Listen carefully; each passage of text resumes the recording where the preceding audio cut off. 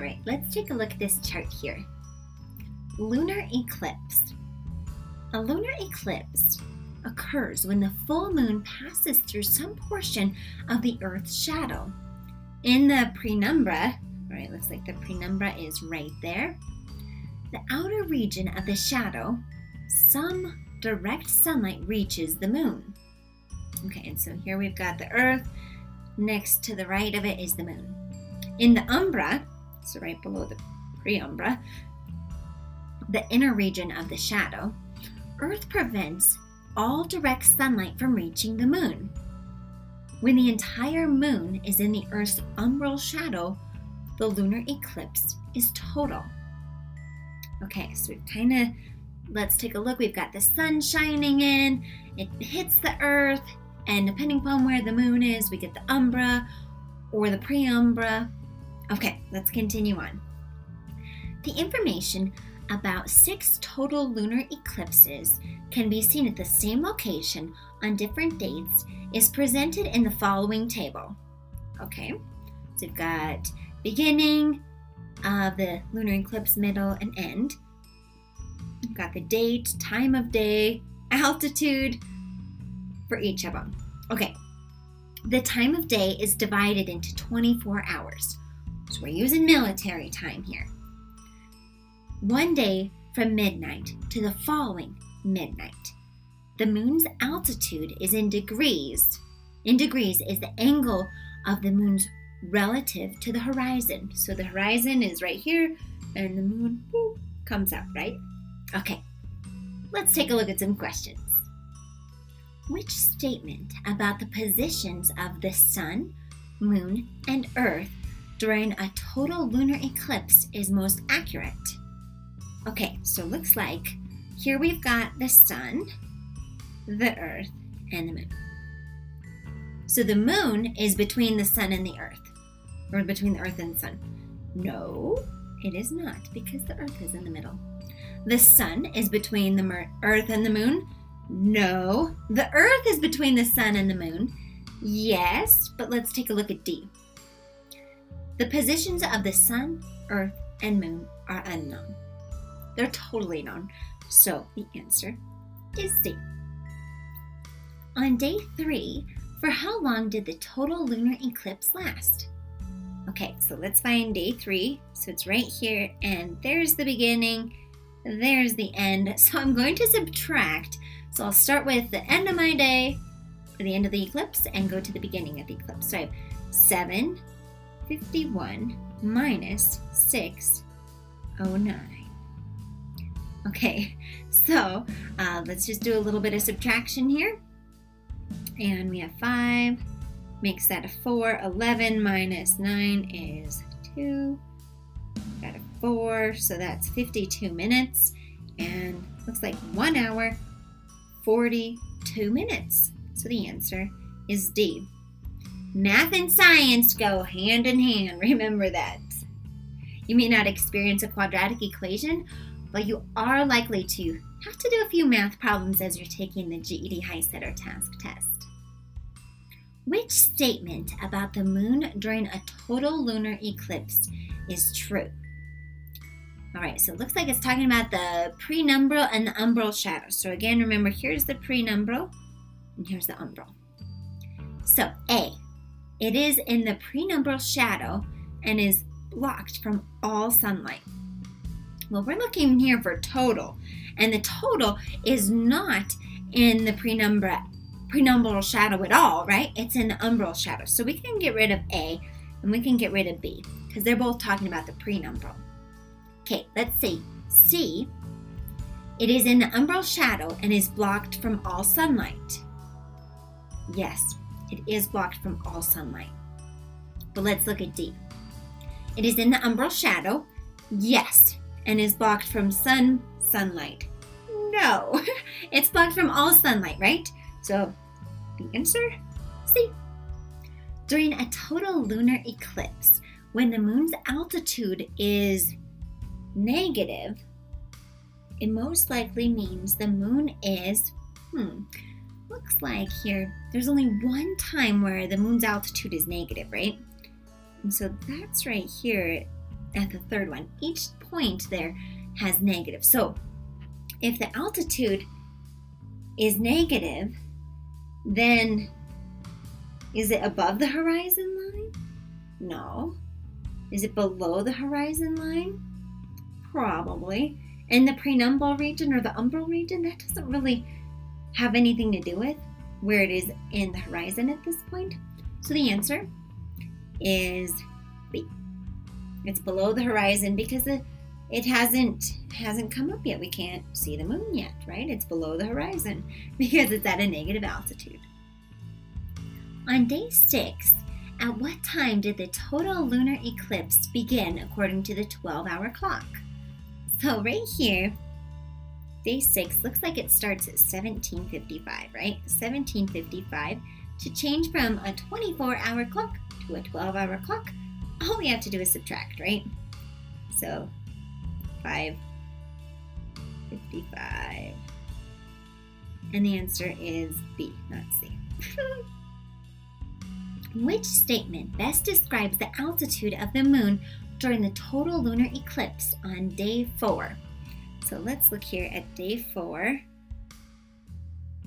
Okay, so it looks like it started at 2:14, went to 3:35, started at 50, went to 43, and then 36. So the altitude of the moon increased? No, we just saw that it was decreasing, right? So it's not A. B, yes, it's decreasing. Well, let's take a look at the other ones. So 50, 43, 36. Increase then decrease? No. Decrease then increase? No. 50, 43, 36. Decrease, decrease, decrease. So the answer is B.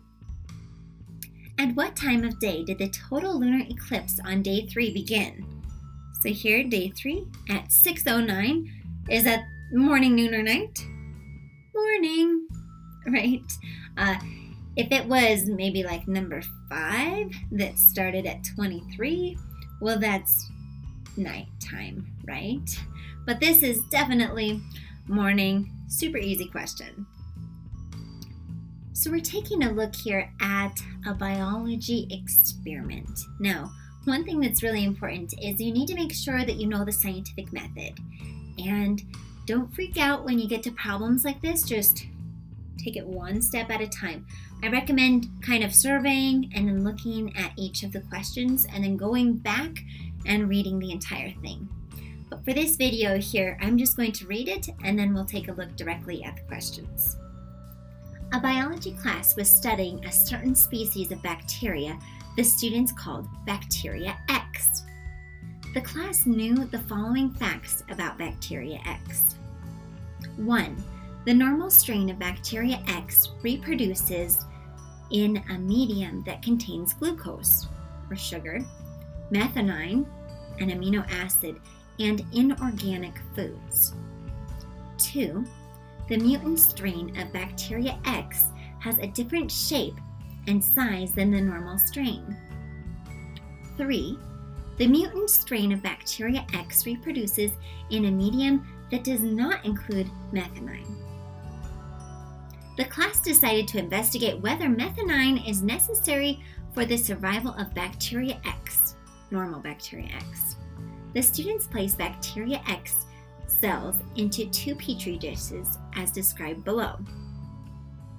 So, 100 in dish 1, 100 normal Bacteria X cells and 100 mutant Bacteria X cells in a medium of glucose and inorganic foods.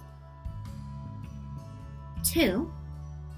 Dish 2, 100 normal Bacteria X cells and 100 mutant Bacteria X cells in a medium of glucose, inorganic foods, and methionine.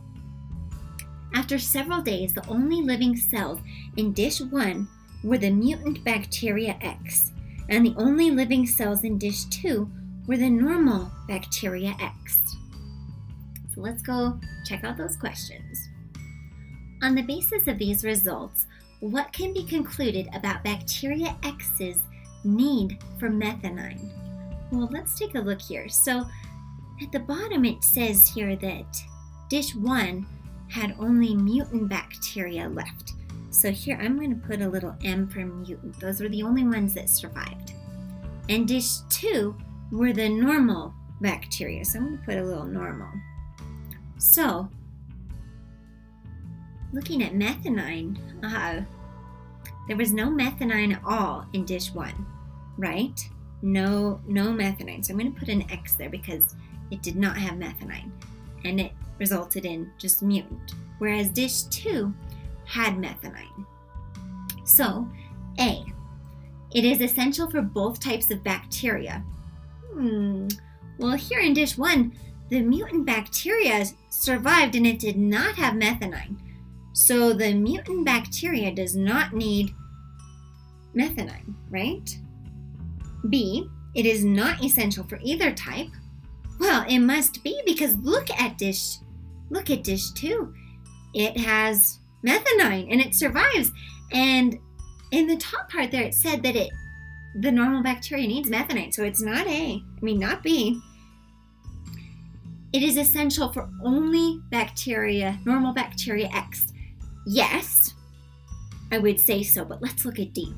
It is essential for only mutant. No, mutant does not want the methionine. So the answer is C. The experiment was devised to test the necessity of methionine for the survival of normal bacteria X. Why were mutant bacteria X also used? A, as a second dependent variable to give the researcher data on the 2 strains of bacteria. Well, they're not really looking for data on the 2 strains. They really just want to know about the normal bacteria X and whether or not it needs methionine. So it's not going to be A. B, as a second experimental variable to give the researchers another factor to manipulate. They're not really looking for another factor to manipulate. They're really just trying to see if it needs the methionine, right? C, as control to show that not all organisms are dependent on methionine. No, it's really trying to figure out if bacteria X needs it.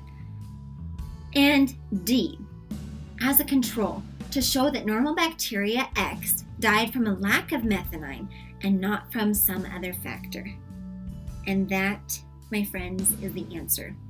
Now, this question is actually marked as hard. Okay, it's a more difficult question. Now, if you're feeling a little lost during this one, it's not a big deal because you can miss some and still pass the test. Just do your best, right? Kind of eliminate it like we did here. At the beginning of this experiment, what assumption did the biology class make about the bacteria's food requirements? A, the amounts of glucose and inorganic food in both dishes are sufficient to allow both bacteria to survive and reproduce. Notice here, glucose and inorganic food, glucose and inorganic food. They need to kind of have enough, right? Because they're trying to test the methionine. They don't want to test whether or not there's enough food. They don't want the organisms to run out of food. So let's put a maybe on A. B, both bacterial strains require amino acids other than methionine in their food or environment. Doesn't really talk anything about other amino acids. It's really focused in on the methionine, so probably not B. C, mutant bacteria X require methionine in their food or environment, but normal bacteria X do not. Well, we learned from the results that the normal ones are the ones that need the methionine and the mutant ones don't, so not that one. D, normal bacteria X reproduce at a faster rate than do mutant bacteria X. Not really testing that, and really nothing really indicates that. So our answer here is A. To determine how the amount of methionine in the medium affects the survival of normal bacteria X, which of the following changes in experimental design would be most appropriate? So here we're really, this entire experiment is all about using the scientific method, which is why the scientific method is one of the most important things for you to know when you're taking the high school equivalency test. So, A, add a series of dishes similar to dish 2 with different constraints of methionine in each. Yeah, because dish 2 has the glucose, inorganic foods, and the methionine, but you could determine how much methionine they really need if you have different amounts. So maybe that would be a good change. B, add a series of dishes similar to dish 2 with different concentrates of glucose, inorganic foods, and methionine in each. You really just want to have one ingredient that you're kind of tweaking, not several. So that probably would not be the best experiment. And C, prepare dishes 1 and 2, except add only 100 normal bacteria to each. Well, the reason they added the mutant bacteria was to kind of make sure that that was the only factor. Like, what if something is slightly different in one of them? So C would not be it. And D, prepare dishes number 1 and 2, except add different amounts of methionine to each dish. Well, they could do that, but we really want to see if they even need methionine, right? And if they had different amounts, then that would be a great, like, maybe one down the road, but I don't think it would be good for this first experimental design. So the answer then would be A.